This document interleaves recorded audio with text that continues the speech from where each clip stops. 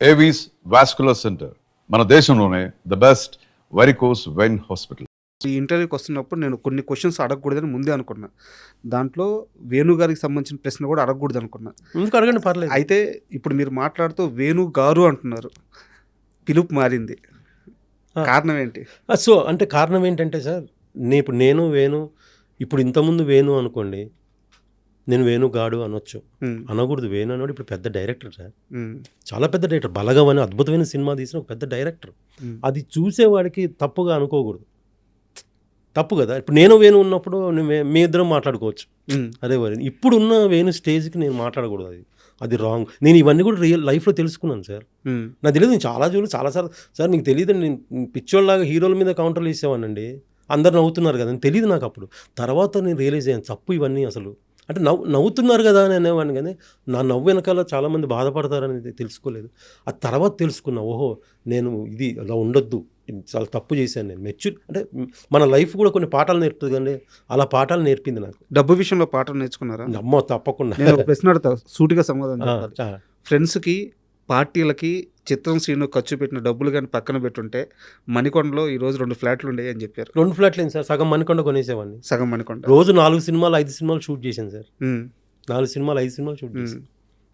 అప్పుడున్న రేటుకి సగం మణికొండ కొనేసేయచ్చు. బాగా వేస్ట్ చేశాను సార్, డబ్బు చాలా వేస్ట్ చేశాను. చేయొద్దండి అది. చెప్పారు మీ గురించి. ఒకే ఒక్క నెగిటివ్ థింగ్ ఏంటంటే డబ్బుని డబ్బుగా చూడలేదు శ్రీను. చూడలేదు, తప్పు చేసి. అంటే నేను ఎప్పుడు బిజీగా ఉంటా, ఎప్పుడు నా డబ్బు వస్తూనే ఉంటుంది అనుకున్నా. అలా ఉండదండి, అది తప్పది. అది అంటే ధనలక్ష్మి దేవత, దాన్ని దేవతలాగే చూడాలి. అండ్ వేణు గారి ప్రస్తావన తీసుకుంటాను సార్, ఇది 2% అవ్వచ్చు కానీ, బట్ వేణు గారి కష్టం తెలియడానికి అడుగుతున్నాను. మన మధురానగర్లో ఒక బిల్డింగ్ ఉంటుంది, ఆ బిల్డింగ్లో వేణు గారు, అంటే ఆ రోజు నైట్ ఏం జరిగిందో నాకు తెలియదు కానీ, ఆ నైట్ బయటికి పోవడానికి కూడా ఆయన చేతిలో డబ్బులు లేక ఆ బిల్డింగ్ దగ్గర ఆగిపోయి అక్కడే స్టే చేయాల్సి వచ్చిన రోజు ఒక రోజు నాకు పర్సనల్గా తెలుసు. వేణు గారు ఉన్నాయి, వేణు చాలా స్ట్రగుల్ చేసి. అంటే ఆ రోజు నైట్ తిన్నారో లేదో కూడా నాకు నమ్మకం లేదు. ఓకే, ఫస్ట్ అలాగే కొనుక్కున్నారని అనుకుంటున్నాను నేను. అలాంటి వేణు గారు మీ దగ్గర టచ్ అప్ బాయ్గా జాయిన్ అయ్యి, తర్వాత ఆర్టిస్ట్గా మారి, తర్వాత ఇప్పుడు డైరెక్టర్గా మారి. సో నాకు చెప్పండి, వేణు గారిలో ఉన్న ఆ తపన ఏంటి, ఎలా కష్టపడతారు సినిమా కోసం? చాలా కష్టపడతాడండి. 24 hours బ్రెయిన్లో సినిమా అని వేరే ఉండదు. వేణు గారికి వేరే ఆలోచన ఉండదండి. నా దగ్గర చేసి మీకు అసలు మీకు విషయం చెప్పనా, అప్పట్లో కొత్తలో మానిటర్ వచ్చేది. అప్పుడు అంతకుముందు మానిటర్ లేవు, తర్వాత మానిటర్ మనం చేసిన షార్ట్ మానిటర్లు చూసుకున్నాం. నాకు మానిటర్ వేణు అండి, నాకు మానిటరు వేణు గారు. నాకు ఎలా అంటే, నేను షార్ట్ చేసి వచ్చి వేణుని చూస్తే వేణు బాగుందంటే బాగాలేకపోతే అనేవాడు, బాగాలేదు అయితే ఇంకా బాగా చేయాలి. డిస్కస్ చేసుకునే వాళ్ళం మేము. అన్న సీన్లో బాగా చేయలేదు మీరు అనేవాడు, చెప్పేసేవాడు. ఓపెన్గా చెప్పేవాడు. తర్వాత నా దగ్గర ఉన్నప్పుడే మేము అంటే బ్రదర్స్ లాగా ఉన్నామండి. నేనేదో సార్ లాగా అసిస్టెంట్ లాగా లేదు, మా ఇంట్లోనే. ఇంకా మీకు ఓపెన్గా చెప్పాలంటే, వాడు ఫిష్ తినేవాడు కాదు, మేము ఫిష్ తింటాం ఎక్కువ అని ఆడి కోసం మటన్ తెచ్చేవాళ్ళు. మేము సిస్టర్ అడిగా, ఏంది మటన్ ఎవరి కోసం తెచ్చి, వేణు మటన్ తినడు కదా అనేవాళ్ళు. అంటే ఆడి కోసం తెచ్చి వండేవాళ్ళు. అంటే అంత బ్రదర్స్ లాగా అయిపోయాం కలిసి. అది దేవుడు కలుపుతాడు కొంతమందిని, అలా కలిపాడు అంతే. ఇంకోటి, వేణు చాలా టాలెంటెడ్ అండి, చాలా అంటే చాలా మల్టీ టాలెంటెడ్ వేణు. అసలు ఎంత మల్టీ అంటే, పాటలు పాడతాడు, రైటింగ్ సైడ్ చాలా మంచి సీన్స్ రాస్తాడు. మీకు ఎందుకు బలగమే నిరూపించి కనుక నేను చెప్పడం ఎందుకండి, క్లైమాక్స్ ఎన్నిసార్లు చూసినా యాడవని సందర్భం. క్రియేటర్ అండి, అంటే క్రియేట్ చేస్తాడు. అబ్బో చాలా మల్టీ టాలెంటెడ్ అండి, చాలా విషయాలు. ఇంకా మీరు చూడండి, ఎల్లమ్మతో ఇంకెలా ఉంటుంది, వేరేలా ఉంటుంది. వచ్చిందా కాల్? వచ్చిందండి, ఎల్లమ్మ చేస్తున్నాను నేను. మంచి క్యారెక్టరే పిలిచాడు వేణు గారు, పిలిచి క్యారెక్టర్ మన లుక్ టెస్ట్ కూడా చేశారు. మంచి క్యారెక్టర్ చేస్తున్నాను సార్. అంటే నేను మామూలుగా అడుగుతున్నాను, చాలా ఫ్రెండ్లీగా తెలుసుకోవాలని అడుగుతున్నాను. ఒకప్పటి మీ టచ్ అప్ బాయ్ దగ్గరికి వెళ్ళి ఇప్పుడు ఆయన డైరెక్టర్ అయ్యి ఆయన సీన్ చెప్తుంటే మీరు యాక్ట్ చేస్తుంటే ఆ ఫీలింగ్ ఎలా ఉంది సార్? చాలా ప్రౌడ్ మూమెంట్ అండి. మీకు తెలుసా, బలగం తర్వాత వేణుకి ఎన్ని కాల్స్ వచ్చి ఉంటాయి, పెద్ద కాల్స్ వచ్చి ఉంటాయి కదా. నాకు అన్ని కాల్స్ వచ్చాయండి, నాకు అన్ని ఫోన్లు వచ్చాయి వేణు గురించి. మీ వేణు డైరెక్ట్ ఎంత అద్భుతమైన సినిమా, అంత ఎంత ప్రౌడ్ మూమెంట్ అండి. అంటే అక్కడ నా ప్రస్తావన కూడా ఇచ్చింది, అది నాకు కూడా పేరు వచ్చినట్టే కదా.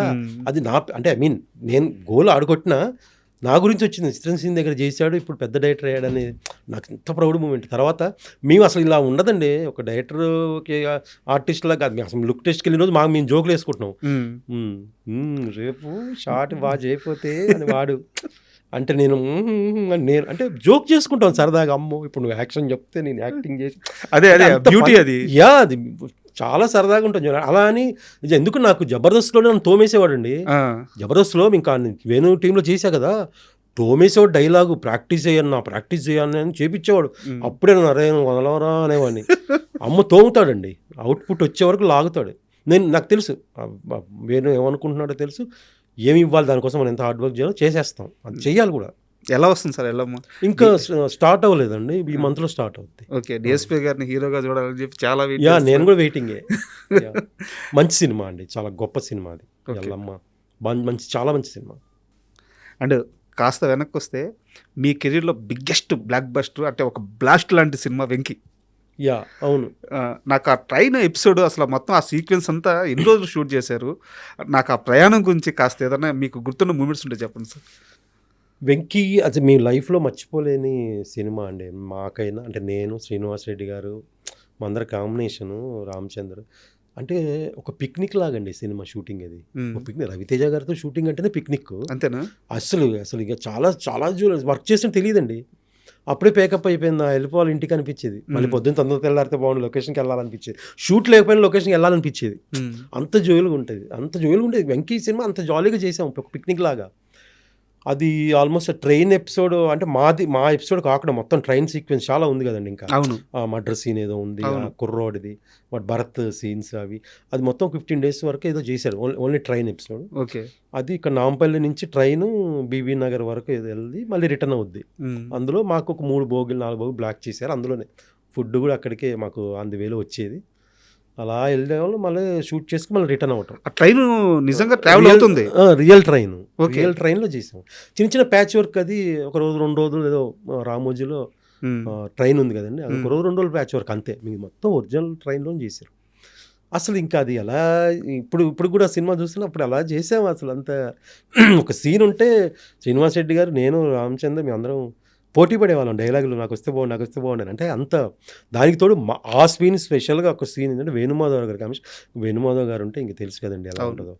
ఇంకా అసలు ఆ ఇంప్రవేషన్స్. ఇంకోటి శ్రీను వైట్ల గారి సినిమా స్క్రిప్టే అలా ఉంటుందండి. ఆర్టిస్టు శ్రీను వైట్ల గారు చేసే దాంట్లో మనం ఒక 30% చేయగలిగితే పెద్ద ఆర్టిస్ట్ అయిపోవచ్చు అంతే. ఇంకా ఆ ట్రైన్ సీక్వెన్స్లోనే వేణుమాధవ్ గారు అది డ్రమ్ అటు పెట్టుకుని కూర్చుంటారు కదా, అవును, అది యాక్చువల్గా ఫస్ట్ అసలు స్క్రిప్ట్లో ఉందా? అంటే సీన్ ఉందండి, ఆ సాంగ్ పాడటం ఏదో చెయ్యాలని ఉంది, డోలక్ అది లేదు, ఏదో చెయ్యాలని ఉంది. అప్పుడు వేణుమాధవ్ గారి ఇంప్రవైజేషన్, అందరూ ఆర్టిస్టులు అందరూ. ఇంకా అక్కడే అండి, ఆ ఫ్లోలోనే. దానికి డైరెక్టర్ గారు శ్రీనివాస్ గారి కామెడీ ఉంటే వదలు లాగేస్తారు కదా, అలాగే ఆయన పిండేశారు అందరినీ. స్క్రిప్ట్ ఉంది, సీన్ ఉంది, దాంట్లో ఇవన్నీ యాడ్ అయ్యాయి. రవితేజ గారితో ఒక ఎక్స్పీరియన్స్ చెప్పండి మొత్తంలో. అంటే నేను రవణే అంట, నాకు బాగా ఇష్టమైన హీరో. చిరంజీవి గారి తర్వాత ఇష్టమైన హీరో రవణ్. ఎందుకంటే హార్డ్ వర్క్ చేసి పైకి వచ్చారు, కష్టపడి, అదొక ఫీలింగ్ ఉంటుందండి. ఫస్ట్ నుంచి కూడా ఇష్టం నాకు రవణ్. ఆయనతో వెంకీ, దుబాయ్ సీను, సార్ వస్తారు, కృష్ణ, ఒక 5 సినిమాలు ఏమో చేశానండి. చాలా సినిమాలు ఉన్నాయి. నాకు ఇంకా ఆయన ఒక హీరో, ఆయన ఇది నాకు అనిపించింది. ఎందుకు నాకు బ్రదర్ లాగా అనిపిస్తారు.